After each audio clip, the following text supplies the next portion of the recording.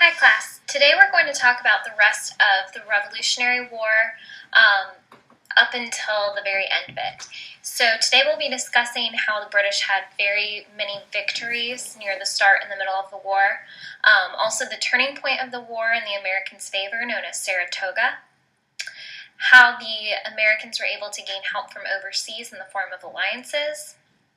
The destruction at Valley Forge, and then also how other groups helped the soldiers from home.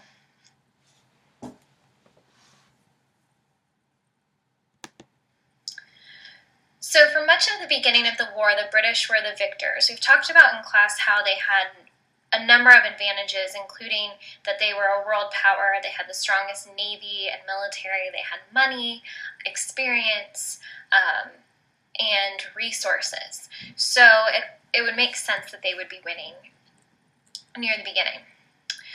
So the fighting began in the New England area, and it started to shift towards the middle colonies, so the New York, Pennsylvania area. And the colonists suffered the most. One of these was the Battle of Long Island, which caused the Americans to retreat. And with all of these losses, the Americans continued to move further and further back due to retreating. They couldn't measure up to the British Navy or well-trained troops that outnumbered him. In the Battle of Long Island, this took place near New York City, which is near the water, and the British Navy were able to surround the troops and cause the Americans to retreat further back. However, on Christmas Day, there was a British victory due to a surprise attack on Christmas. And there is a very famous painting called Washington Crosses the Delaware that depicts this moment.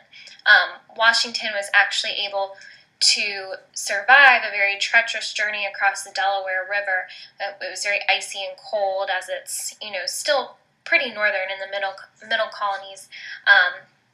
And he was able to cross into New Jersey to do the Battle of Trenton. And this gave the colonists some more pride. Troops enlisted for longer periods of time instead of going home after they were supposed to.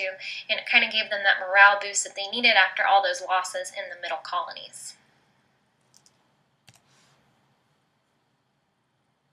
So this is the painting, Washington Crosses the Delaware. It's very famous in history, and people have analyzed it in many different ways. It was painted after the fact, not as this was happening, so there are some inaccuracies, such as the flag is not the correct flag at that moment. But it's a symbol of the heroic attributes that Washington shared in this victory.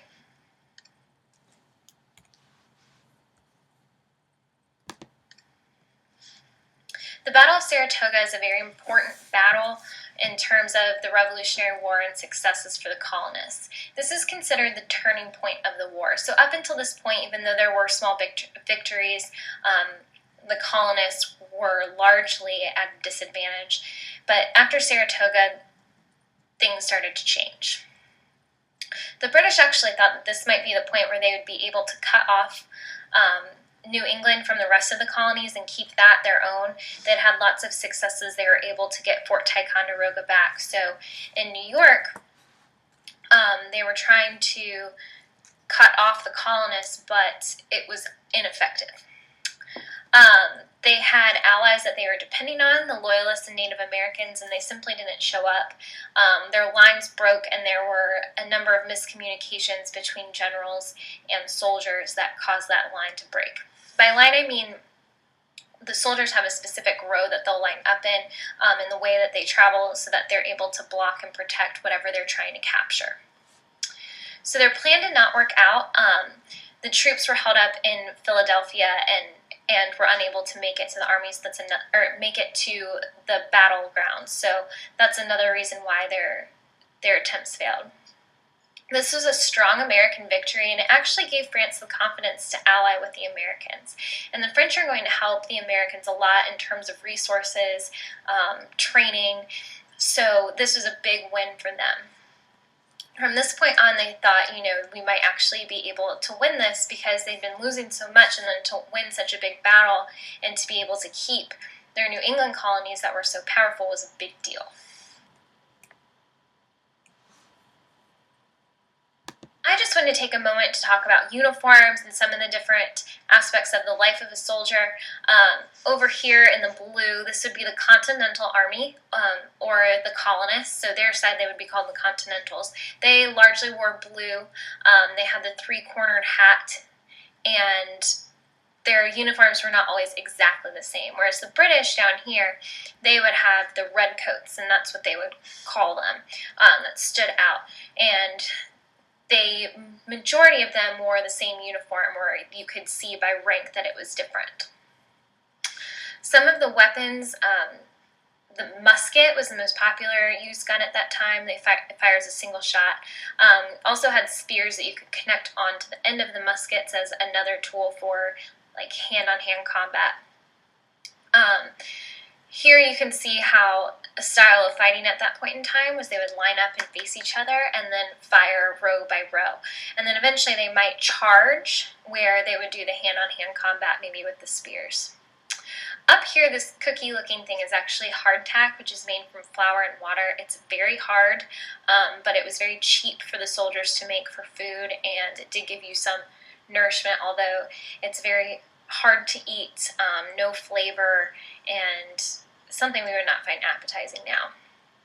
Up here is a notification trying to persuade people to enlist in the Continental Army, and it shows different ranks and outfittings for the soldiers as well.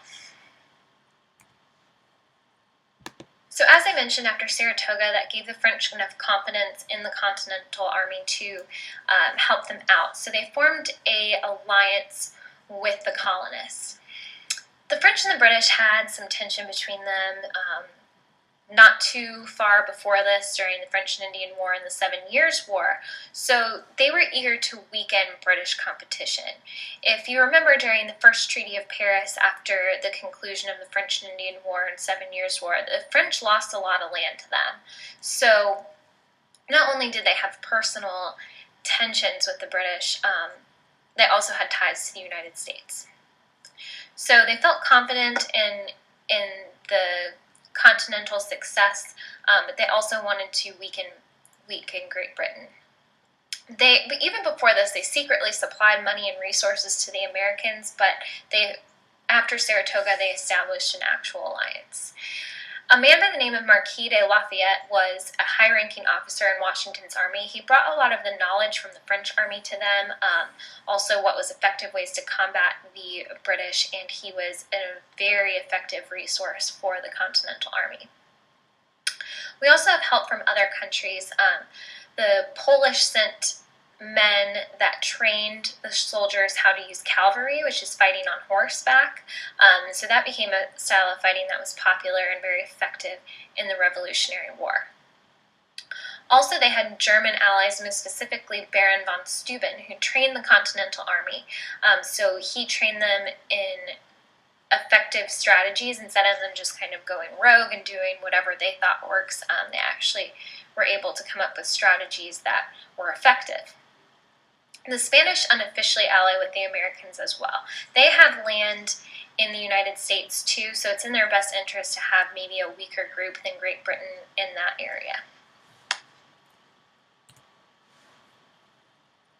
Forge was a camp that the soldiers stayed in the winter, and it was a very, very harsh winter in 77 to 78, and they started to run out of supplies, clothes, food, and this caused disease to spread. It was a very sad situation.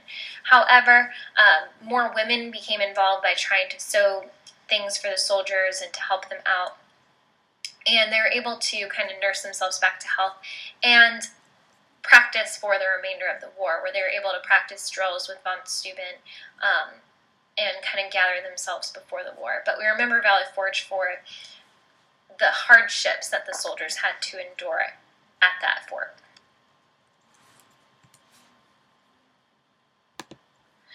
Help from home. So we usually think about the men during this point in time and the soldiers being white men, European descent. When we had our conversation about what does men mean in the Declaration of Independence, the men that wrote that were wealthy white men. But what about African Americans and women? African Americans were able to fight to earn their freedom or help out in other ways, most specifically with the British. So there were quite a few that did sign up to be with the British. But